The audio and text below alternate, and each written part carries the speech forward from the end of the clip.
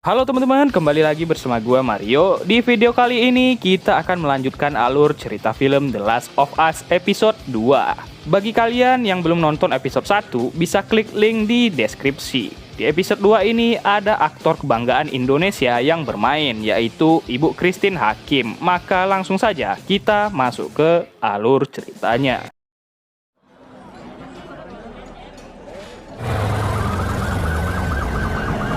Jakarta 24 September 2003, terlihat seorang Irjen TNI yang sedang mencari seorang dosen mikologi Universitas Indonesia bernama Ibu Ratna. Maaf sudah mengganggu makan siang. Apa Bapak tidak salah orang? Apakah saya ada berbuat suatu kesalahan?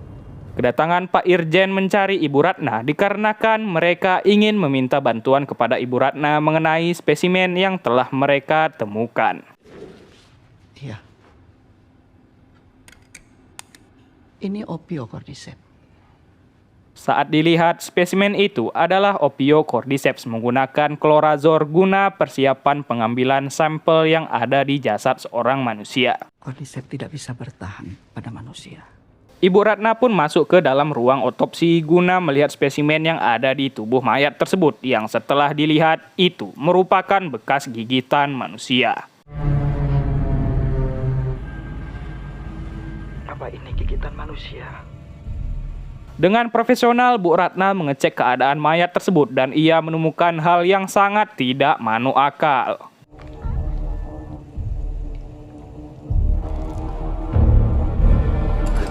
Mengetahui benda itu adalah jamur, Bu Ratna segera kabur yang setelah itu Pak Irjen menjelaskan kalau pasukannya menemukan mayat wanita itu di pabrik tepung kemarin lusa.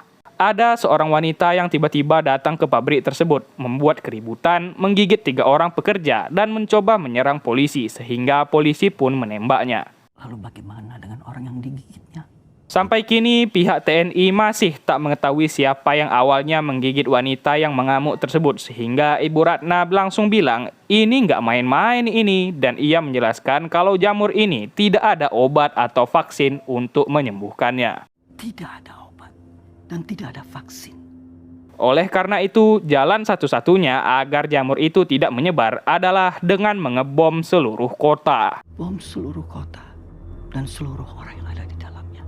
Scene kembali kepada Joel, Tess, dan Ellie, di mana saat itu Joel dan Tess masih tak percaya dan was-was dengan Ellie yang memiliki bekas gigitan. What was Marlene doing with an infected kid? I'm not infected.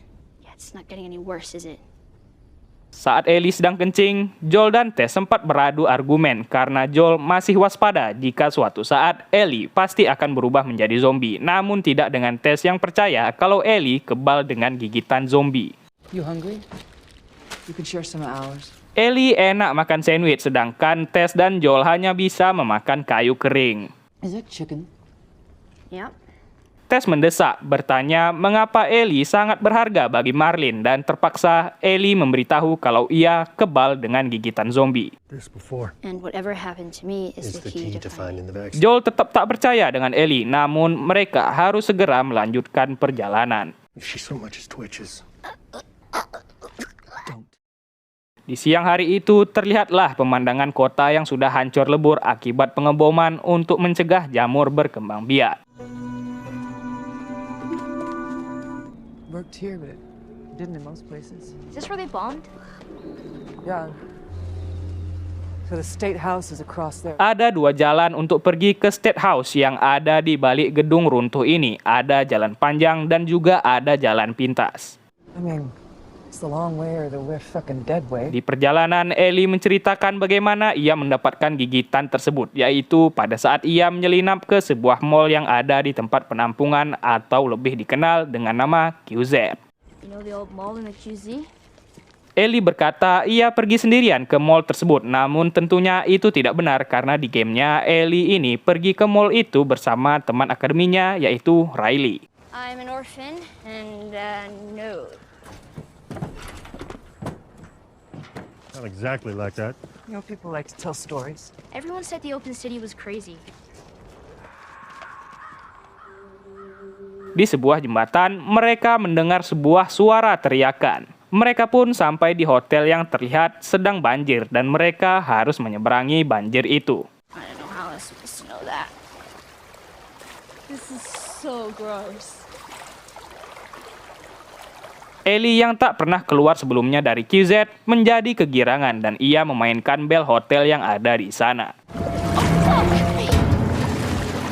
Setelah itu, akhirnya mereka tiba di lantai 10. Namun sialnya, jalan keluar sudah tertutup reruntuhan sehingga Tess akan pergi keluar untuk membukakan pintu. Is it up there? Yeah. Sambil menunggu Tess, Joel melihat Ellie yang memainkan sebuah pisau yang mengingatkannya dengan anaknya, Sarah. Where are you from? Joel menjelaskan kalau ia dulunya tinggal berada di Texas dan Tess berasal dari Detroit. Joel juga menjelaskan orang-orang yang tergigit akan berubah paling lama setelah 1 bulan. Ever kill one? Yeah, I killed lots of them. Well, some last about a month or two. Setelah Tess membukakan pintu, mereka pun melihat keluar dan jalan panjang tidak bisa dilewati karena banyak sekali zombie yang lagi rebahan. I'm trying to keep you alive. You step on a patch of cordyceps in one place. Karena hal itu, mereka terpaksa memilih jalan pintas, yaitu melalui museum. Museum ini merupakan sarangnya jamur, namun saat Joel mengeceknya, jamur tersebut sudah kering dan tak hidup sehingga mereka bisa melewatinya. I have a spare hand. Mereka pun memasuki museum Boston tersebut yang awalnya tidak ada hal yang mencurigakan sampai Ellie menemukan seseorang. Yeah. Cooked.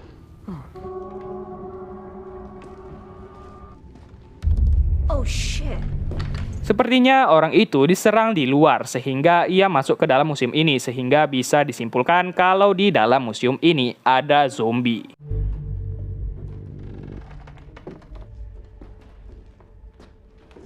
Mereka pun menyusuri museum itu perlahan-lahan dan tiba-tiba Ellie memijak sesuatu.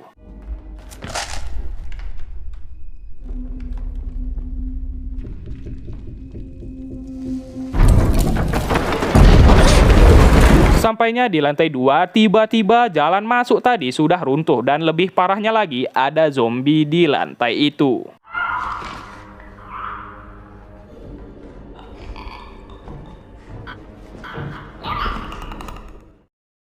Joel menyuruh agar Ellie tidak berisik dan tak membuat suara sedikit pun agar si zombie tak menyadari mereka. Dan tiba-tiba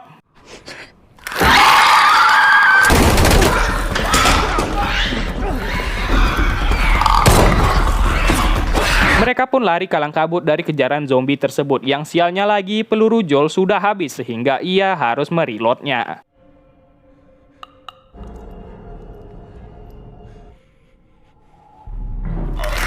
Joel pun bertemu dengan Ellie dan menyuruhnya agar pergi ke sisi lain meja.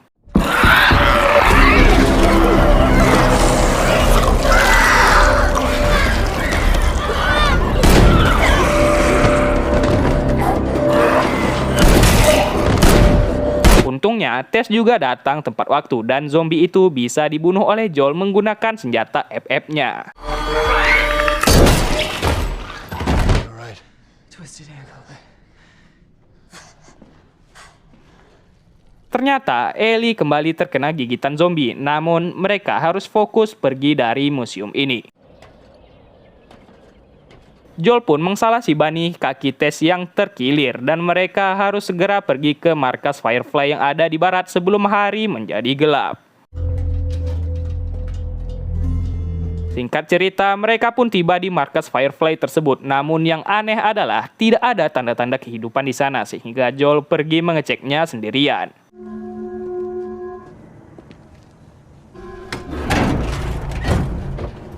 Bahkan truk tersebut telah kosong dan Ellie melihat jejak darah yang menuju ke dalam ruangan. Alangkah terkejutnya mereka melihat para pasukan Firefly telah mati semua terkena serangan zombie. Tess, what are you doing? Who killed them? Petra? Joel mengajak Tess untuk kembali ke KZ, namun Tess tidak bisa karena ternyata Tess telah terkena gigitan zombie di museum tadi. She's infected. I mean, our luck had to run out sooner or later. Tess pun meyakinkan Joel kalau Ellie adalah seseorang yang bisa kebal dari gigitan zombie itu dan ia menyuruh agar Joel mengantarkan Ellie ke tempat Firefly agar mereka segera mendapatkan vaksin dari jamur ini. You keep her alive. You get her there. Ya, karena tembakan tersebut para zombie mengetahui keberadaan mereka sehingga Tess akan mengorbankan diri untuk menghambat para zombie mengejar Joel dan Ellie. Say who you can say. Joel pun akhirnya pergi membawa Ellie dan Tess berusaha membakar tempat tersebut. Yang sialnya, korek apinya tak mau hidup sehingga Tess harus mendapatkan ciuman dari seorang zombie yang sedang birahi.